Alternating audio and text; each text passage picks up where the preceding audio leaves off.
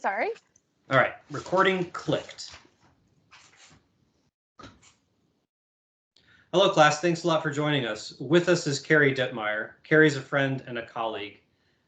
If you want to know a little bit more about Kerry, I'm about to tell you. So Kerry was born in Seoul, South Korea, and she spent the first 17 years of her life living abroad. She had the opportunity to live in 5 different countries and travel to nearly 20.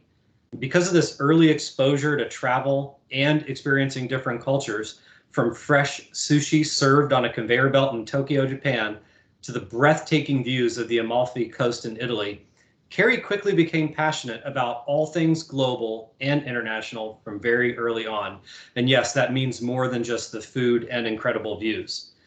So Kerry's passionate about global public health, development, women's economic empowerment, and just like everyone, she's incredibly excited to start traveling again and getting back to experiencing new things and exciting cultures in her free time.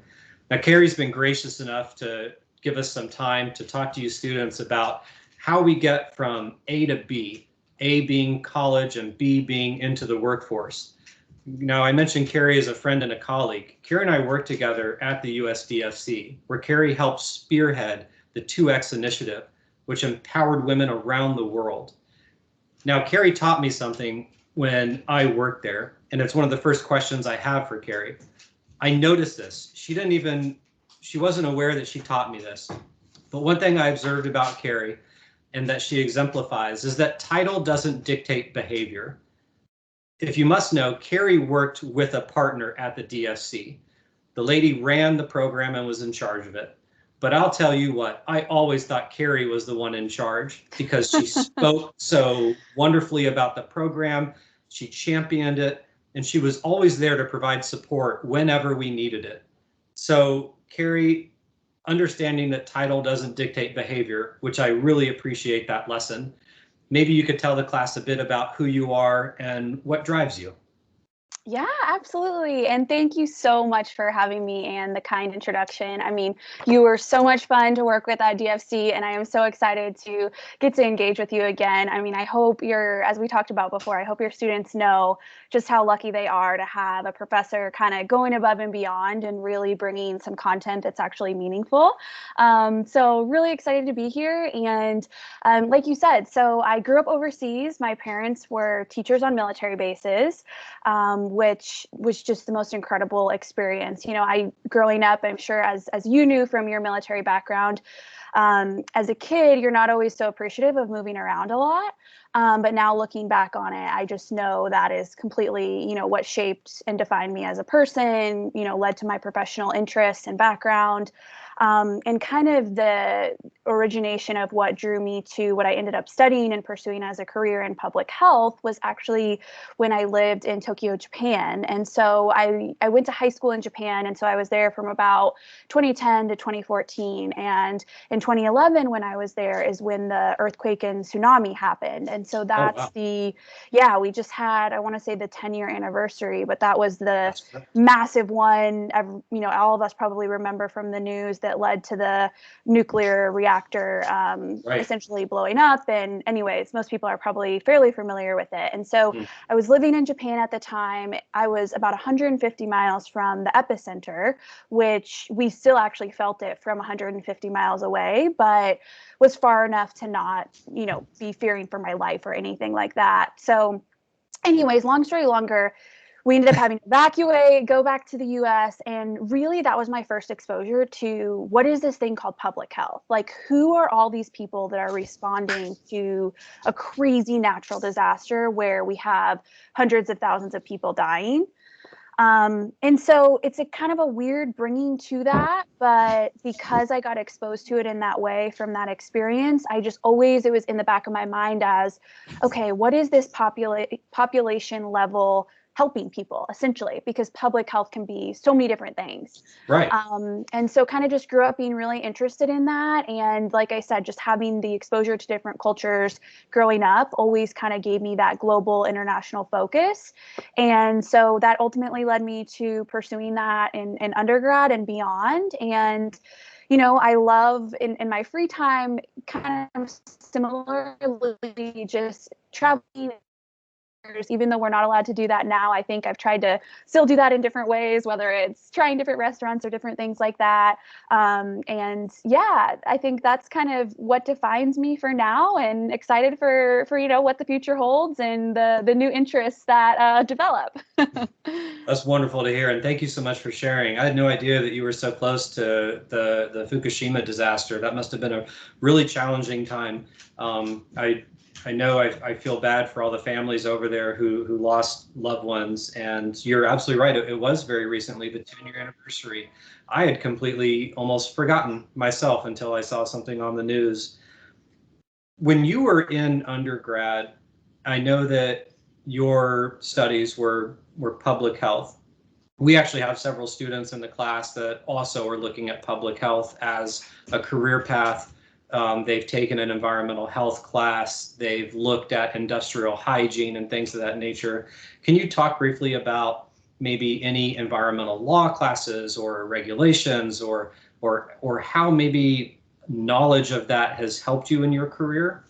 Yeah, absolutely. And, I think public health is a field that's booming, just like everything related to the environment right now. I mean, we're in a global pandemic. I kind of weird silver lining, not that there's any positives to the pandemic, but I think I finally no longer have to explain to people what public health is or what my master's Right. degree was in, because people are finally like, oh, okay, this is why you spent $100,000 on a master's degree in this. um, and so, public health is so amazing because it encompasses so many different topics. And so environmental health is kind of a founding principle of public health. And so I had the opportunity to take environmental health in both undergrad and grad school. I think my graduate class was really the most interesting exposure I had to environmental health, because it was actually titled Social Change and Climate Change. Oh, And so it really looked at environmental health from a different lens, in the sense of, not how are we not just talking about regulations, policies, probably a lot of the great foundational pieces of knowledge your students are learning in this class. But when we think about how we're making a difference at a larger scale, how are we thinking through actual social change that can happen on anything environmental, whether it's climate change, global warming, insert hot environmental topic here, and how do we actually create a social movement for that? And so I had never really looked at it from that lens, and I think it really just pushed me. I mean, we got into storytelling of climate change. Like, how are we telling a story that is actually captivating to people in a way that makes them want to act differently on a daily basis? And so that's just kind of one example of where it just pushed my thinking out of the box to go beyond just what you think of when you think environmental health or an environmental regulation, and say, how are we actually, like I said, creating a social movement to create substantial change on the topic? And so, not only learning, just like I said, the foundational skills, but really just a new way of thinking about the topic and how to apply that into, whatever career or our daily lives. That's a wonderful story. And so, since it was so foundational for you, and I'm sure you remember everything you learned in environmental law, I've got a question for you. Maybe if someone were to ask you, let's say on an exam, whether RCRA, the acronym RCRA, is an amendment to the Solid Waste Disposal Act, if you had to guess true or false, which would you guess? I would guess true, and I would All love right. the professor for giving you a little nugget. And you would be right. So thank you very much. Hey, Kerry, you mentioned how you went straight from grad school into work, and a lot of students find that to be challenging. Can you maybe give some tips and strategies as to how you were able to navigate that? It can be incredibly stressful and difficult to find work while being a student. So maybe you could impart some of that wisdom or lessons that you learned. Yeah, absolutely. So my path was a little bit odd, in the sense that I graduated from undergrad a semester early and was planning to just go straight from undergrad to grad school. And I wanted to kind of build in that extra semester really I wanted to do something fun. I wanted to go travel, stomp grapes in Italy, do something crazy, and just take the time, because I was like, I knew I wanted to go straight into grad school and just wanted to ensure I took that time for some cultural experience in between. And ended up applying for this internship program House internship program. And like I said, my undergrad was public health, really no exposure to politics other than just your basic undergrad government course. Right. But I had done some research with a professor that I got fairly close with in homelessness. And we researched that it was kind of a scholarship research program that took place over the course of 2 years. And as we got more in depth into the research, it just naturally kind of evolved into research on the policy angle of it and what are the policies that are driving the homelessness landscape essentially. And so that was kind of my first exposure to being interested in policy. I was getting ready to graduate, and one of my professors sent me the internship program kind of just on a whim and said, hey, it's super competitive, you're probably not going to get it, but you should apply.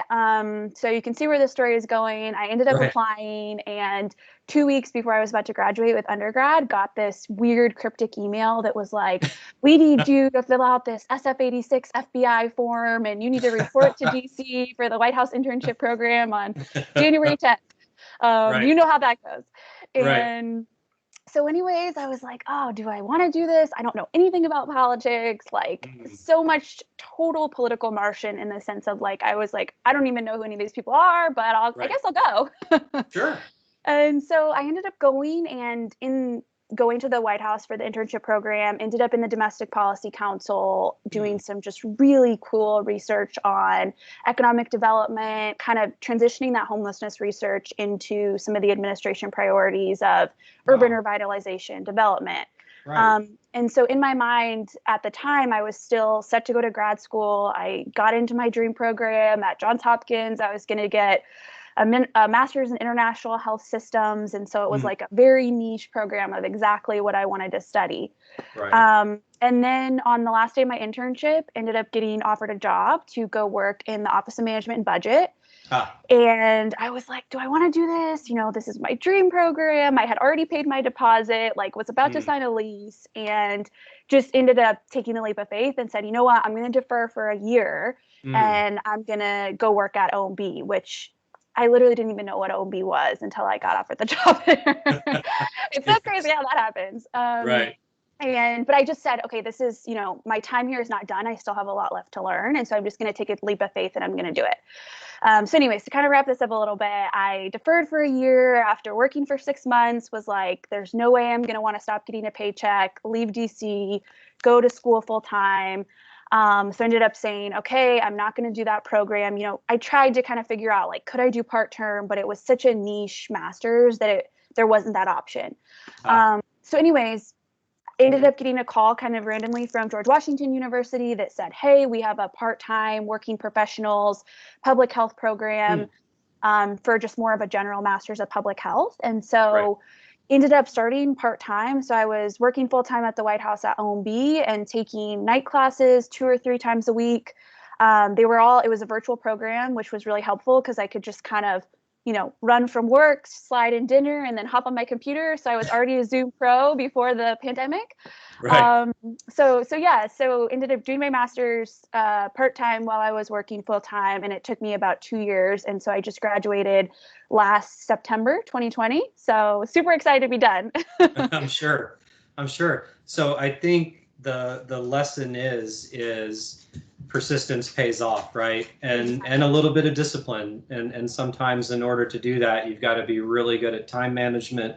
You've got to be disciplined, and you've got to persist and see it through. So I think that's a fantastic story to share with the students, and I appreciate you doing that.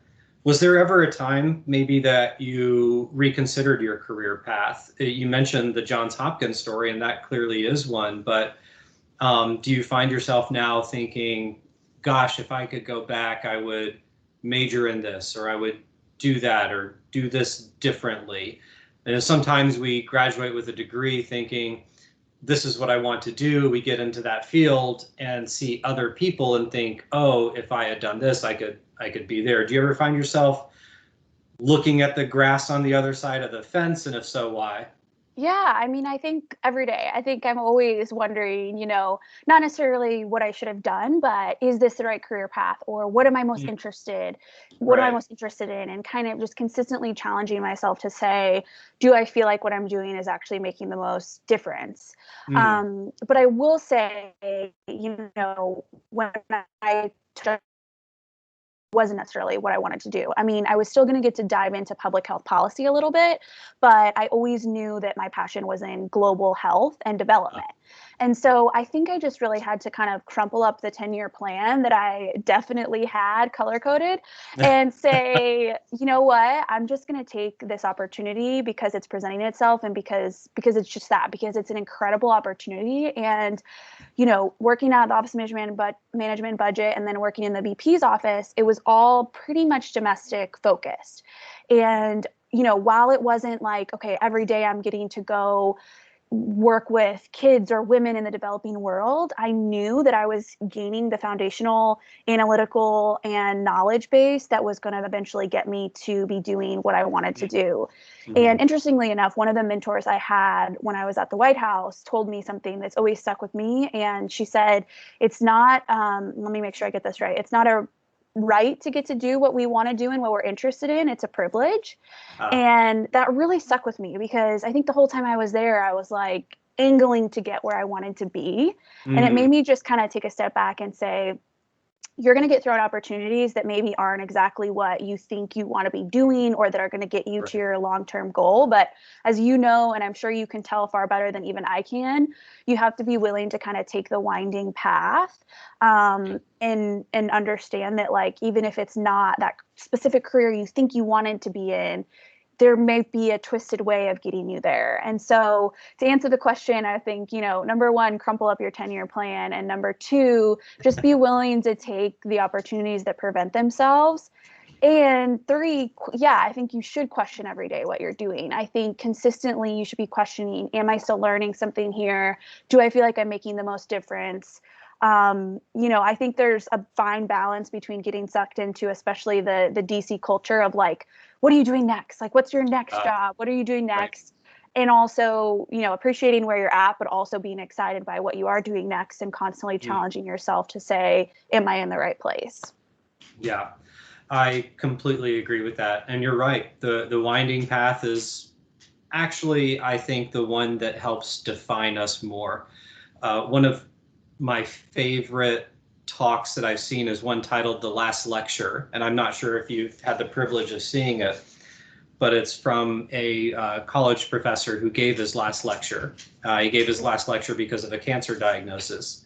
But Oh my gosh. if any of you, or Kerry, if you have a chance to listen to it, it's Yeah. fantastic. But one thing that he mentions, he says, in life, obstacles exist only to deter those that don't have the discipline or persistence to knock them down. And so oftentimes we find ourselves on a straight path and an obstacle presents itself. It doesn't mean that we stop moving forward. It means we just find a way to get rid of it, move around it, go over it. And it's only there to deter others that don't have that discipline to see it through. So I commend you for what you've done so far in life and using that winding path to your advantage. Well, I will Um, definitely check out that lecture. That sounds awesome. it is, it's really good. So that brings me to another point. I recently had a student who reached out to me and said that they were very discouraged because they had recently discovered that while they were strict on recycling, that a lot of their recycling material actually wasn't being recycled. It was going to a landfill. And this was a moment when they realized that something that they had believed in for a long time wasn't true. And that can be tough. And the student felt discouraged because they thought, well, what can one person do? Can one person actually have an effect on law, on policy, on environmental issues or global health?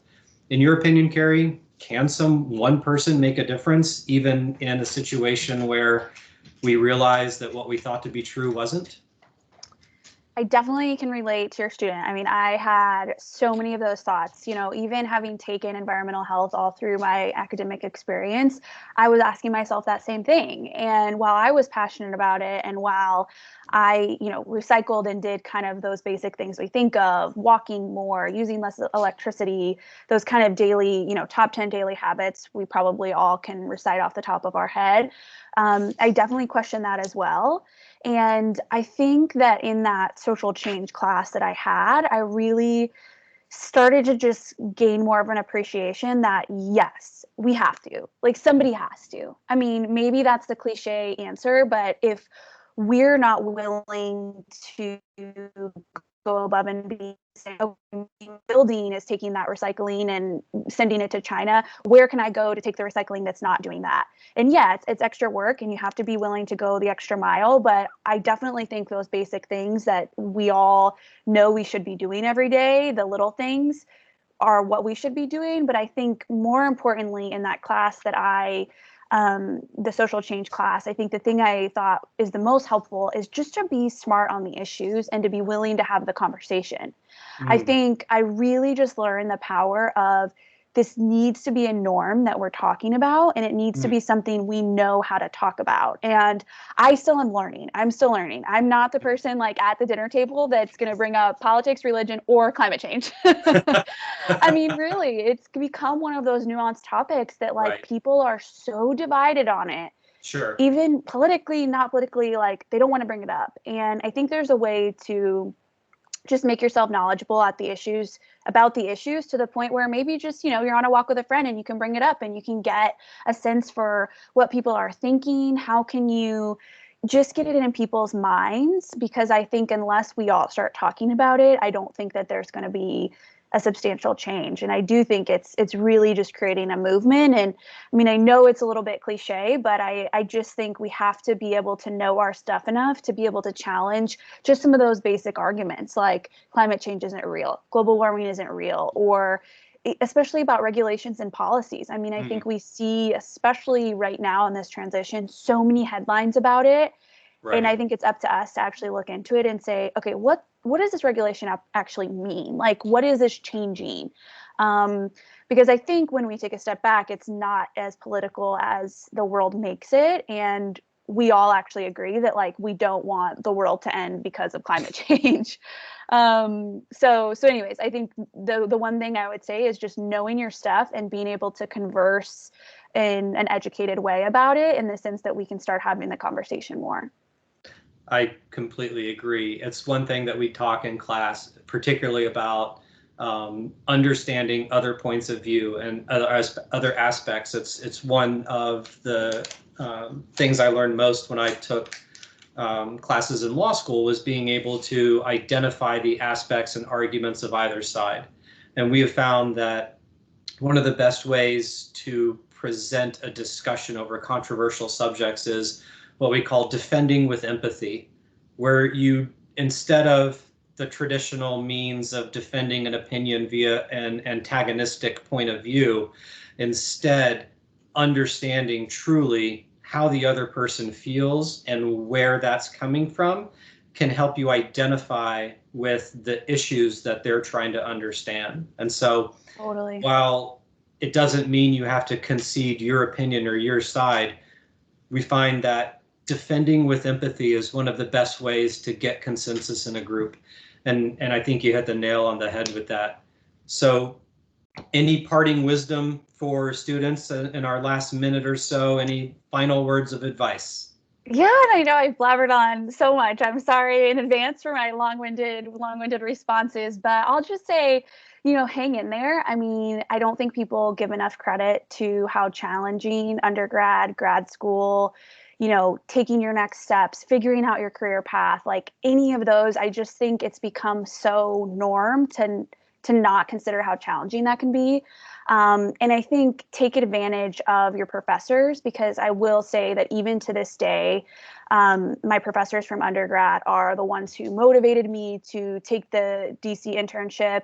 And if I hadn't done that, I wouldn't have, had the career path that I did. I probably wouldn't have, had the grad school path that I did. And so, one, hang in there, and two, take advantage of the incredible, brilliant minds that are teaching you, and really, go the extra mile to just reach out and say, hey, can I hear your career path? Or how did you get where you're going? And I think finally, the thing I'll say is when you do talk to people, always don't be afraid to ask for, as a follow-up at the end, is there somebody else you can connect me to? Or is there something that you think I should be researching? I think in this world of pandemic and really learning to grow and strengthen our networks, that's super important to just take advantage of every conversation you have by saying, hey, is there anybody in your network that you could connect me to? Because the more people you talk to, the more, that winding road, you learn everybody's winding road and the various career paths that could be out there